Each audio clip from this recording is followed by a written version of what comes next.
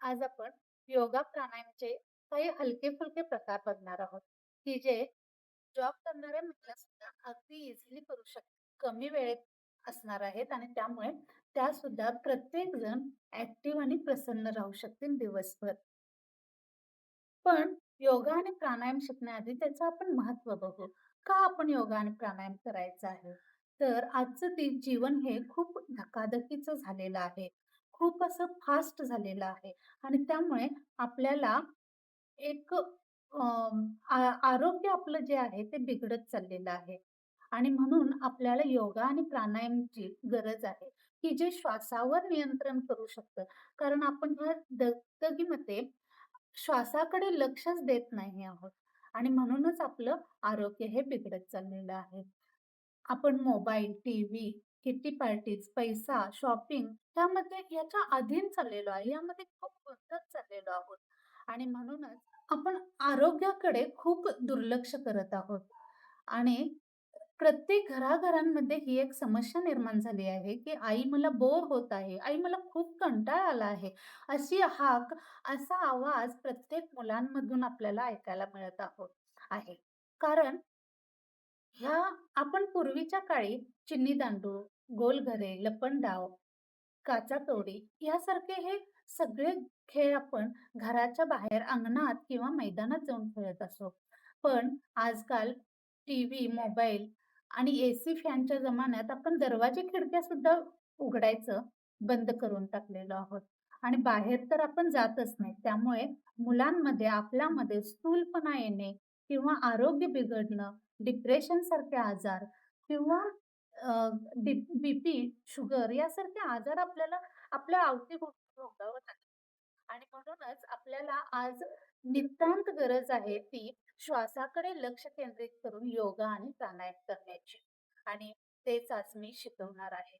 योगा आणि प्राणायामचं महत्त्व हे आपल्याला इतकं आहे, की आपल्या चुकीच्या खानपान, उठणं, बसणं, झोपणं ह्या सगळे आपले विस्कळीत झालेले दिनक्रम आहेत, ते सुधारण्यासाठी आपल्याला प्रोत्साहन देतं. कारण आपण जेवढं श्वासाकडे लक्ष केंद्रित करतो, तेवढं आपण ॲक्टिव्ह आणि प्रसन्न राहतो, निरोगी राहतो आणि एकदा निरोगीपणा आला, की आपल्याला आपला सगळ्यांकडे 24 तास असतात, पण काहींना मात्र सगळं वेळेचं नियोजन व्यवस्थित जमतं आणि काहींना मात्र जमत नाही. कारण आपण योगा आणि प्राणायामकडे जर दुर्लक्ष केलं, तर आपली दिनचर्या विस्कळीत होते. पशु-पक्षी बघा कसं संध्याकाळच्या आत आपल्या घरट्याकडे परततात आणि संध्याकाळनंतर ते काही खात-पीत नाहीत. त्यामुळे पक्ष्यांमध्ये शुगर, बीपी, स्थूलपणा असं काही आहे का हो? तर नाही. म्हणूनच आपण सुद्धा या गोष्टींकडे जाणीवपूर्वक लक्ष द्यायचं आहे. आपण काही प्रकार प्रथम आपण मानेचे प्रकार बघू. मानेच्या प्रकारामध्ये आपण पहिल्यांदा गोल मान फिरवायचे. अगदी गोल घ्यायला पाहिजे. श्वास घेत वर, श्वास सोडत खाली.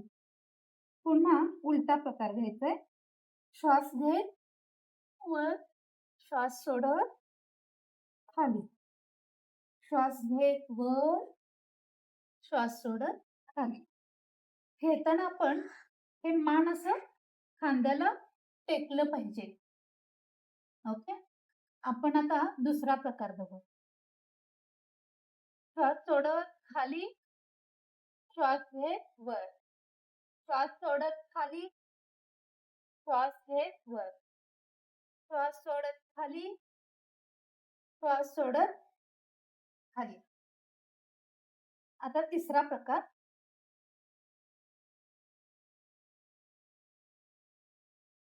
श्वास घेत पुढे, श्वास सोडत मागे.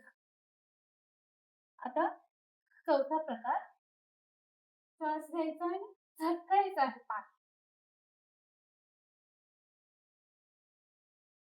आता इकडून श्वास घ्यायचा आहे आणि पुन्हा इकडे झटकायचं आहे. सरळ दिशेमध्ये व्हायला पाहिजे हे. आता पाचवा प्रकार. श्वास सोडत खाली, श्वास सोडत मागे, श्वास सोडत खाली, श्वास घेत मागे.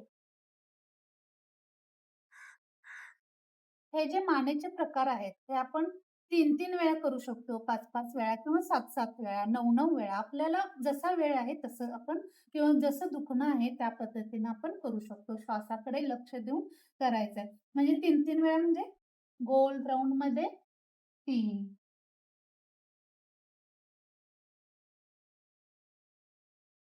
हे 1 वेळा, असं इकडं 1 वेळा. अशा पद्धतीनं आपण हे करू शकतो. आता आपण हाताचे व्यायाम करतात. व्यायामाचे आपण काही प्रकार आज बघणार आहोत. एकमेकांमध्ये बोट असे दाबायचे आहेत. एक हा पहिला प्रकार. आता दुसरा प्रकार, जिथं आपलं मनगट चालू होतंय तिथं. 2 हा दुसरा प्रकार. श्वासाकडे लक्ष केंद्रित करतच आपण हे प्रकार करायचे आहेत. श्वास घ्यायचा, श्वास सोडायचा. आता तिसरा प्रकार हे. इथं जे बोट चालू होतात, तो तिसरा प्रकार. जोरात आपण इथे मारायचा आहे. चौथा प्रकार हा कडेचा भाग.